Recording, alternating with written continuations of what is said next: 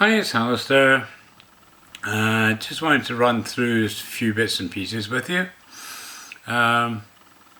Essentially, I've had a few issues this past week with this website. For example, the other day there, when trying to post the newsletter into the community, it just wouldn't display. I would go into the edit fine, but as soon as I saved it, the title was there, but nothing would come up in the actual body of the message. So that was a real pain in the neck.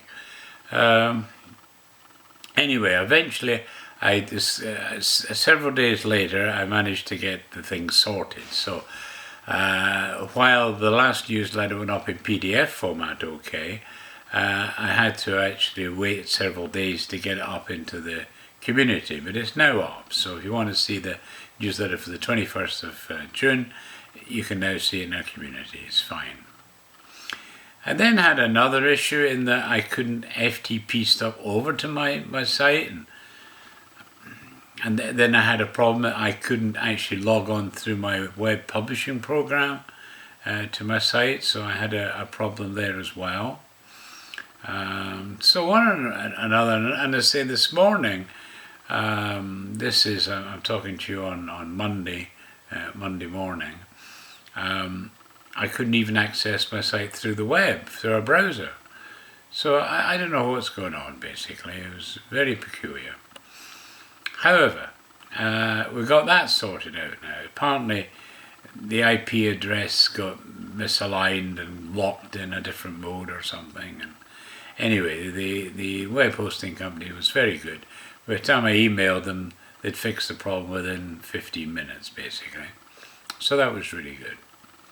So anyway, there we go. That's the situation. That we seem to be back up and working, and of course Nola Cruz Sunday Thoughts, I should put up. That was displaying in a weird fashion as well. So I don't quite know what happened there either, but they're all now working fine. So, as I say, we seem to be operational again now, but certainly over the past week we've had some ups and downs for sure. Okay, so anyway, on to something I wanted to kind of talk to you a bit about. One, the coronavirus thing. I must confess I'm not covering it that much on the site, simply because, frankly, I'm absolutely bored to tears with it. You see hours of it on all the newscasts all over the world, and I'm so fed up with it that, frankly, I can't be bothered talking about it, and I'm sure you're all fed up as well. All I really want to know is, are they moving towards getting us out of lockdown? And so I watch it to get updates on that point of view. I have noticed that the States is by far the worst affected country in the world, by a long shot. After that, I think it's Brazil, then we've got Russia, then we've got India. I noticed the other South American countries are moving up the ladders quite fast, as is some of the Middle Eastern, like Iran, for example. It's got a second major virus hit. So, anyway, that's coronavirus for you. I certainly think, though, that we need to be starting to look at how we get out of all of this, because certainly the losses we've made are huge.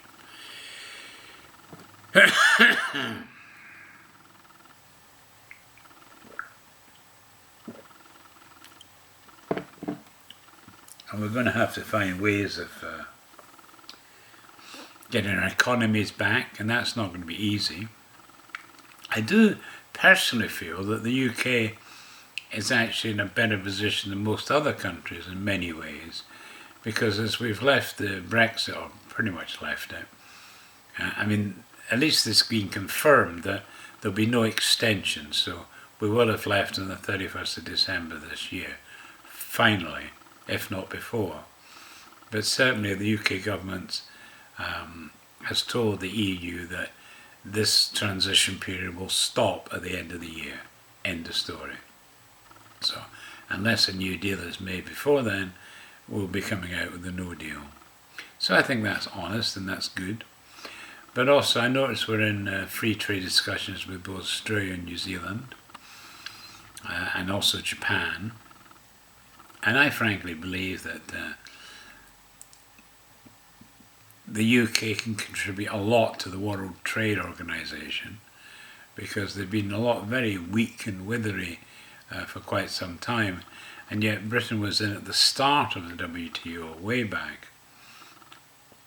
And I think the push for free trade, I think Britain can do a major contribution to world trade in the years ahead for sure. And so I'm quite optimistic about what we can do once we're completely outside the EU and can deal with our own tariffs and everything. So I'm keeping my eye out for things. I mean, I notice that there's now increasing call within the CANZ UK countries for free trade and free movement as well. And I think that's something that will happen, because all our countries are favourite countries for people to live in. And I don't really think, I mean, people might move to Australia for a bit, but I think those that are in Australia that are maybe were British, I don't think they're going to move again, to be honest. They like Australia, they like New Zealand, they like Canada, they like Britain, you know. So if there's movements between those countries, I think it's probably just going to be for temporary work and stuff like that. So I think free movement would be good. Also, don't forget that we can renegotiate with the Commonwealth, and I think there's a lot of prospects for the Commonwealth. And I say the Commonwealth countries do make up the largest trading bloc in the world. And if you haven't heard that, that might surprise you to know that, but it's true. So, but we're also looking at doing the Trans-Pacific Partnership, because Britain's also going in to have discussions on free trade with that group as well. And frankly, I don't know, I'm very optimistic about the way Britain can come out of this. So, and that's good for Scotland. The only problem is Scotland are still having major issues about whether Scotland should be an independent country. And in my view, they should not be an independent country.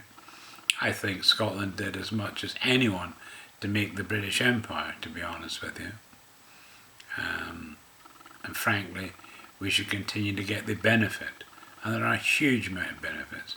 As example, Scotland's 60% of our export go to England alone. Just that in its own shows you how important England is to Scotland. And so breaking up, I think, is the worst thing we could do. I think the trouble is most Scots are very ignorant about history and how things can change. For example, a lot of Scots think, leave England, Scotland will do great on its own. I don't think it will, because I think what they forget is that a lot of English are going to be fairly pissed off with Scotland leaving, and they're going to say, well, we can buy whisky down here that's made down here, not in Scotland. Buy whisky from all over the world that's not made in Scotland, that's every bit as good. We can buy all kinds of things that we currently get from Scotland elsewhere, probably cheaper as well. So, I mean, I think Scotland's in danger of being very badly damaged if they certainly try to leave and get independence. In some respects, I'd love them to get independence, because I'd like to be able to say, I told you so. Because I can see Scotland being a basket case. I really can. But, unfortunately, too many Scots are a bit thick. And it's because our education system's getting to be very bad. We used to be the best in the world, no longer. No longer, I'm afraid to say. Anyway, so I want to continue to follow up on things like Brexit, and I'll also report from time to time on the independence front. Trouble is, a lot of the recent polls are coming from suspect organisations like Business for Scotland is an SNP driven political platform, basically. They're useless, totally useless. And they're coming out with polls that suggest that more people in Scotland want to be independent. Well, I wouldn't trust them with anything they say. And they've proved to be very inept at any forecasting they've done. Very inept. So when I see a poll coming out from them, I just ignore it. Waste of time. Okay, so anyway, on to something I wanted to talk to you about this week, which was really about our clans and families section of the website. It's there's really a huge amount of information in there.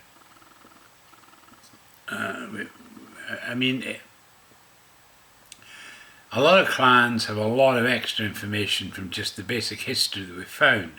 We've got books on a clan that were written some years ago, antiquarian books. We've got maps of where the clans were located.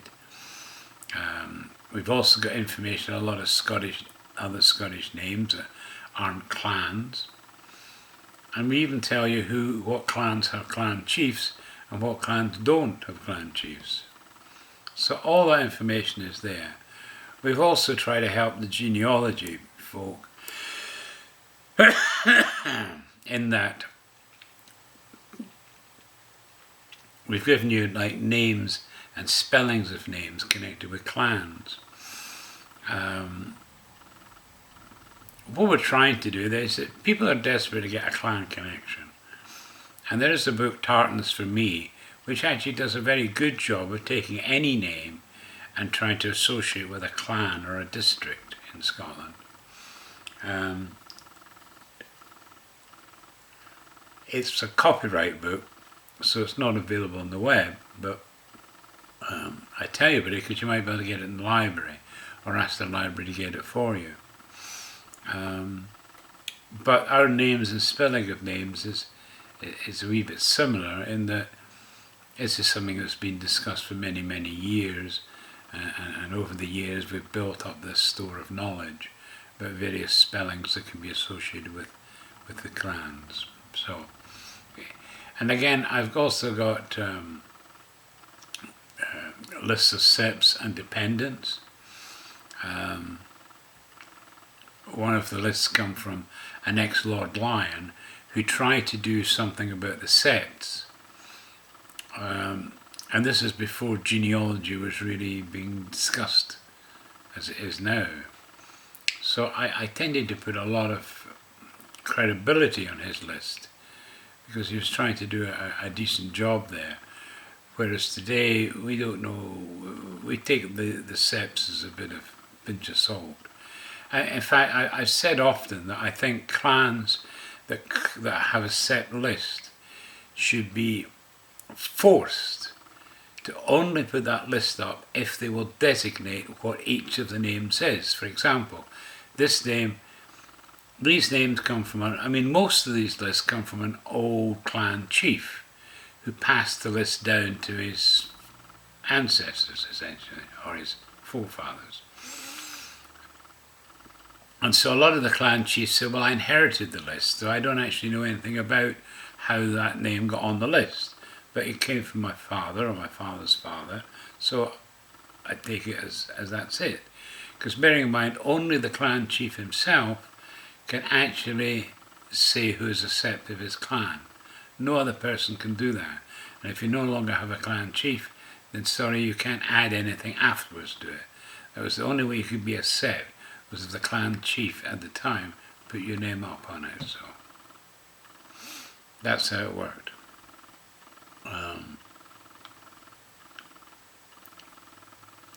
But as I say, we've got a lot of, because we also got in here the great historic families of Scotland, and also historic earls and earldoms of Scotland. And there's a lot of great information on these big families, which you should enjoy reading, especially if you're connected with them in any way. we've got a list of information about clan crests and other stuff that's come from the Lord Lion, for example. We've got also a lot of individual books. One is Clans and Families of Ireland and Scotland. We've got Historical Geography of the Clans of Scotland. We've got McKeon's Costumes of the Clans of Scotland. We've got the Highlanders of Scotland, Their Origins, History and Antiquities. It's a 2-volume one. We've got Entomology of the Gaelic Surnames and Personal Names. We've got Wild Scottish Clans. That came, Bonnie Prince Charlie. That came from a Welshman, Arthur Llewellyn Griffiths, 1910. We've got the Highland Clans, a description of the Highland Clans and how they came into being. We've got a paper read by Mr. Murdoch of the Gaelic Society in Inverness, 1871, which discusses the clan system. We've got the Scots-Irish, the 13th tribe. It's an excellent account of who the Scots-Irish are. We've got Chiefs of Clans and Names in Scotland. Clan newsletters, got a whole ton of them on the site. Clans, Families and Septs, a modern explanation, how they're viewed in the Lord Lion Court. We've got the Lord Lion and his jurisdiction. Got clan models, clan tours, the court of the Lord Lion. We've got mini biographies of Scots and Scots descendant. That's where you, if you're researching your own family lines, you would be more than happy to take an article from you giving some of your history of your great-grandparents or however far back you can go. It tells the story of how you arrived in whatever country it is you live in at the moment.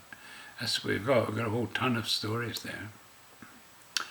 Explanation of clanship, got Kings of the Isles, how the peerage in Scotland is ranked, historic clan postcards, Society of Scottish Armatures, moral bearings and clan crests, another moral bearings, that's from the History of Scotland by James Brown in 1909.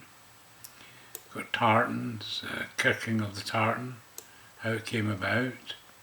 Standings Council of Scottish Chiefs, got a link to them. A link to the Heraldry Society of Scotland as well. We've got Parliamentary Register giving a list of names as at 1587. Conflicts of the Clans, a compilation of short stories, the various conflicts between clans. Scottish clan displays of Highland Games. Native Tribes of Britain from the BBC, and there's an audio of it, in fact, you can listen to it. But it's dedicated to Scottish tribes, which are before the clans, essentially. So all of that is within that section. So there's actually a whole ton to read, and there's a lot of resources there. And if you also make use of our site search engine, you know that's the way you'll find all kinds of information out. And don't forget, our site search engine is now with FreeFind. Although it's we take the commercial version because we're quite a large site, so we've got a lot of searches to go through. But it basically re-indexes our site every Friday. So by Friday night or Saturday morning, you usually get the most up-to-date listing. Something we had in the previous week will be added to that list when you do the searches. And as I say, unlike the Google search engine that we did have, you'd only get 100 links that you could visit. But if the search said you've got like 1,000 links, well, with this new searches, you can actually see all 1,000 pages. Whereas with Google, you'd only get the first 100, and then you're stuffed because they wouldn't give you any more. So, I mean, we really do quite a good job on that. And it searches both electricscotland.com, electricscotland.org, and electriccanadian.com. So, the index made of all three, but you can actually pick individual sites if you know it's specifically on one of the sites. So, there we go. That's really what I wanted to tell you a bit about, but also give you a wee bit introduction to some of the other things that I'm doing around the place. But at the moment, everything seems to be working, so hopefully it will continue to work. So thanks for listening, and we'll talk to you again shortly.